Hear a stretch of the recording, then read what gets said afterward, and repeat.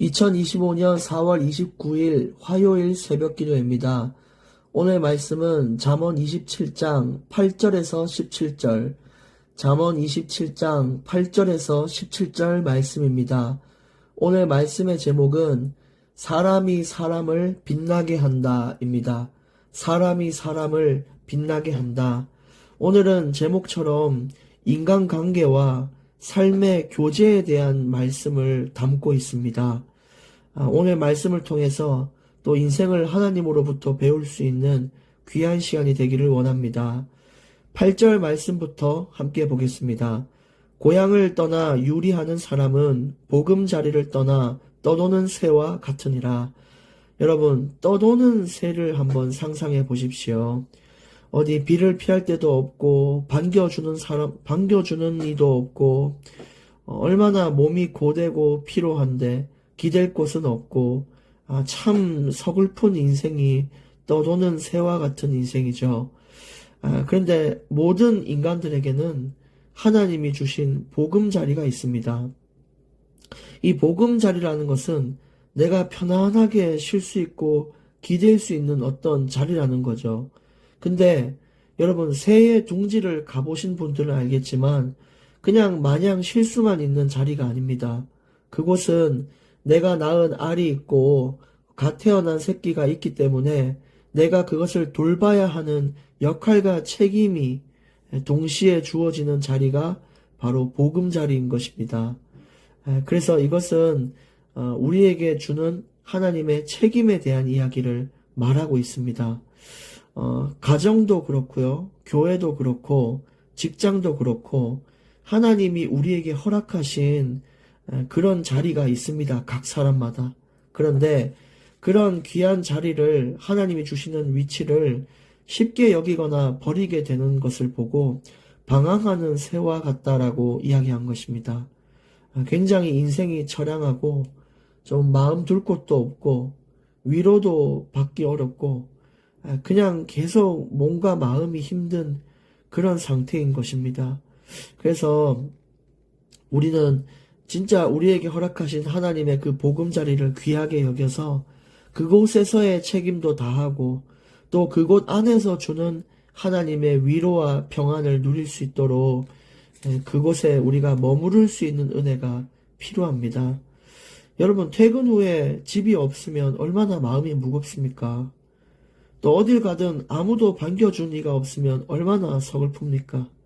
그것처럼 하나님이 주신 보금자리에 있을 때는 내가 무거운 몸, 무거운 마음도 좀 내려놓을 수 있고 또 나를 반겨주는 사람들이 있는 곳에서 내가 위로를 받기도 하고 그런 축복의 자리가 누구에게나 있는 것입니다.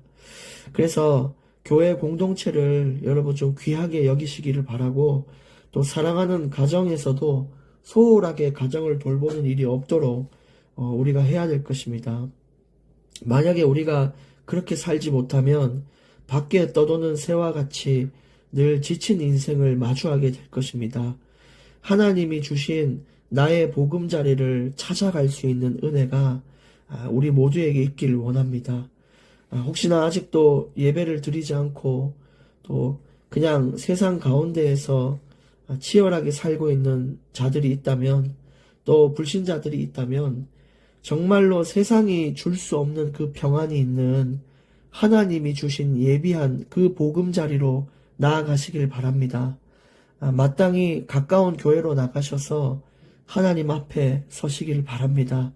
그곳이 인간에게 허락한 하나님이 주신 최고의 보금자리라는 것을 우리는 보게 될 것입니다. 9절 말씀에도 인간관계에 대한 이야기입니다. 기름과 향이 사람의 마음을 즐겁게 하나니 친구의 충성된 권고가 이와 같이 아름다우니라. 기름과 향은 그 특유의 아름다운 향기가 있습니다.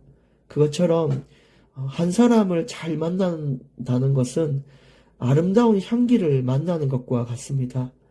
정말 사람의 마음을 들뜨게 하고 기분 좋게 하고 또 머리를 맑게 해주는 그런 역할을 하는 자가 우리 인생에서 그래도 몇 명은 있는 것이 참 좋지 않을까요? 그렇게 그런 사람들이 주변에서 해주는 충성된 권고, 정말 나를 위해서 해주는 조언과 이런 충성된 권고들은 내 인생을 아름답게 만들고 정말 아름다운 향기로 나의 인생을 채워가는 것과 같습니다.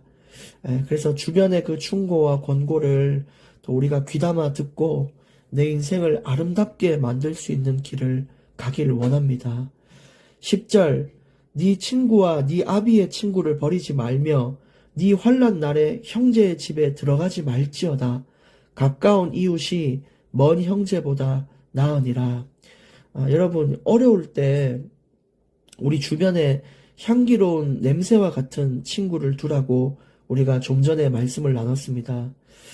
우리가 가족도 있고 친구도 있고 살아가면서 여러 많은 부류의 사람들을 만나지만 가족보다 더 나은 친구가 있는 자가 정말 복된 인생입니다.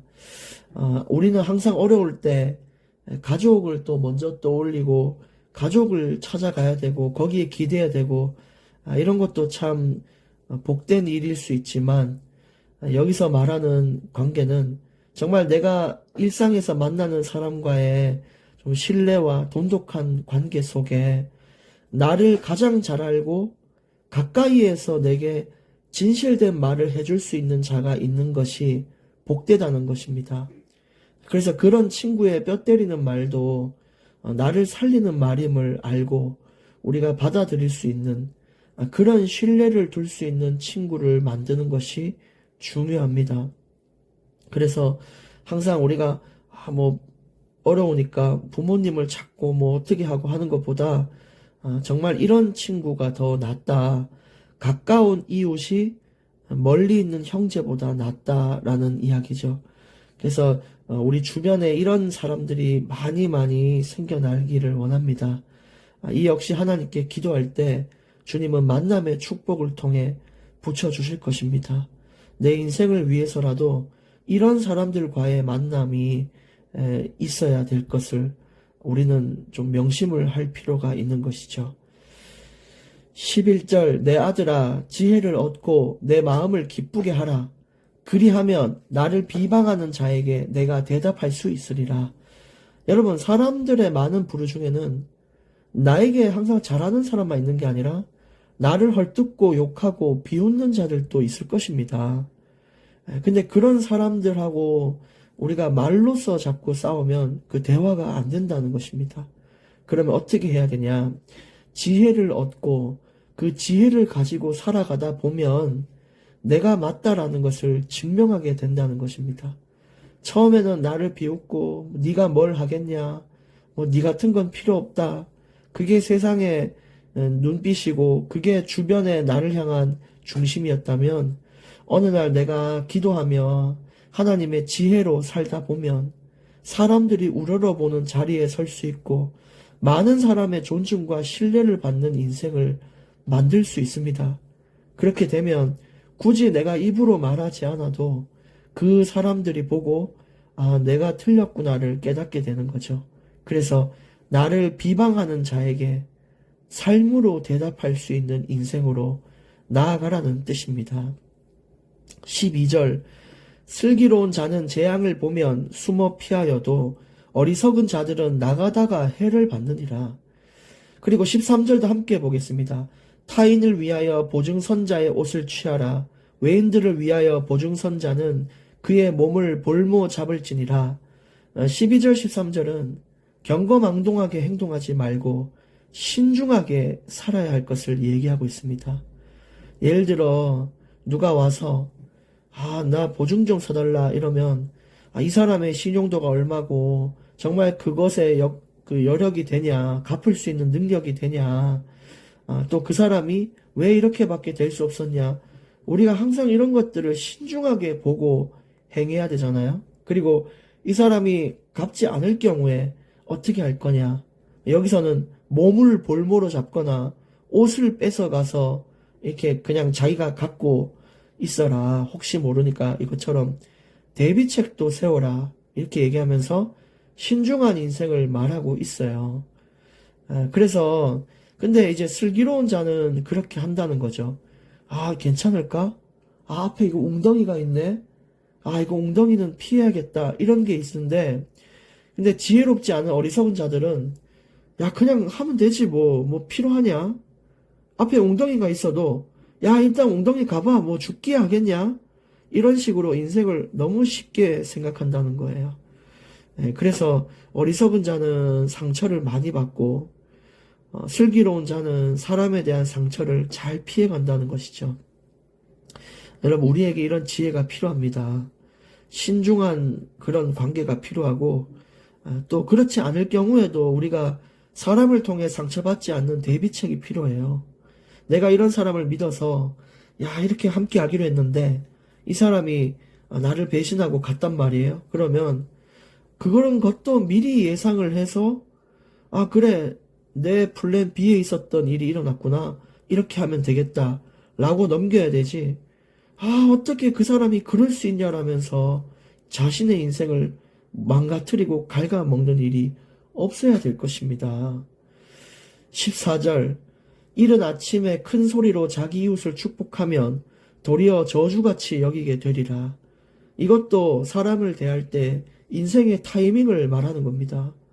여러분, 새벽 5시에 옆집 문 두드리면서 예수 믿으세요 하면은, 물론 예수 믿으라는 것이 나쁜 건 아니지만 새벽 5시에 자고 있는데 옆집 문을 두들기고 하면 되겠습니까? 그것처럼 인생의 타이밍이란 것이 있는 것입니다. 만남도 그렇고요.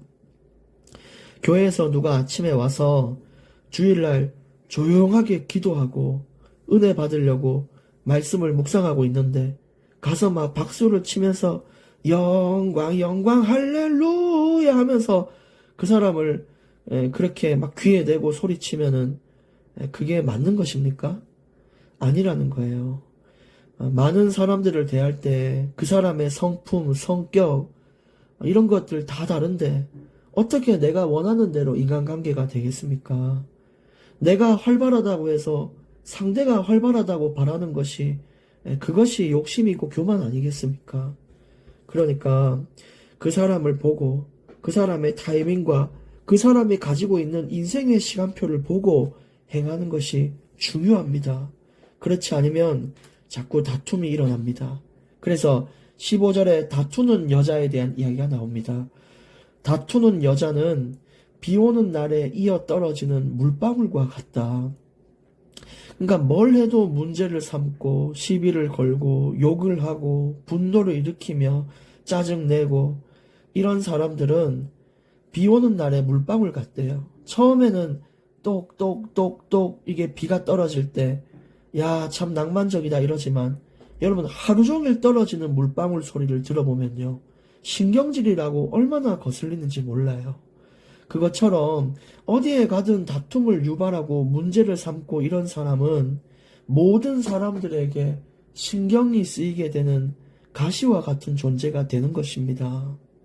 우리가 그런 사람이 되지 않도록 해야 됩니다. 16절. 그를 제어하기가 바람을 제어하는 것 같고 오른손으로 기름을 움켜쥐는 것 같으니라. 그런 항상 다투는 사람들에게 야, 다투지 마십시오. 뭐 하십시오. 아니면 때로는 혼내도 보고 때로는 어떻게도 해봐도 제어가 안 돼요. 이 분노라는 것이요. 진짜 이 결단 안 하고 끊어내지 않으면 굉장히 어렵습니다. 바람을 잡을 수 없듯이 다투는 여자는 제어할 수 없고요. 기름을 움켜 잡으면 잡을수록 미끄러지듯이 그런 사람을 통제하기란 어렵고 어떻게 보면 불가능하다고도 보입니다. 정말 하나님이 하셔야 되는 거거든요. 사람이 할 수 없어요. 내가 그 사람을 바꿀 수 없어요. 이럴 때는 어떻게 되냐. 피하는 것이 맞다라는 것입니다. 그냥 부딪히지 않게 피하는 것이 맞지 그 사람을 바꾸려고 할 수가 없어요. 바람과 기름과 같은 것입니다. 그래서 오늘 결론 말씀 17절 말씀으로 드립니다. 철이 철을 날카롭게 하는 것 같이 사람이 그의 친구의 얼굴을 빛나게 하느니라. 철끼리 계속 마찰이 일어나면 철이 빛나고 다듬어지면서 반짝이며 거울처럼 이렇게 되기도 하고 그렇게 됩니다.